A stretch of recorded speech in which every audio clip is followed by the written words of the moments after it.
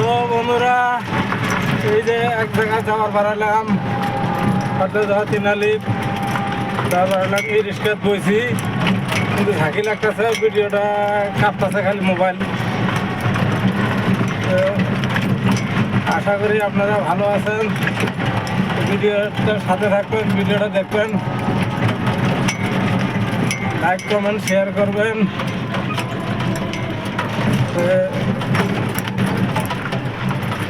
এই রিক্সা চালকের ড্রাইভারের কাছে দিয়ে এক কথা শুনি, দেখি কিরকম ইনকাম হয় এনার।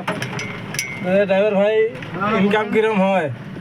ইনকাম দিনের মধ্যে হয় 500-600। 500-600 হয় আর কি। তো এই যে দেখতে পাচ্ছেন ক্যামেরা, আমি ড্রাইভার। বাজার দিন হয় 800-900 টাকা।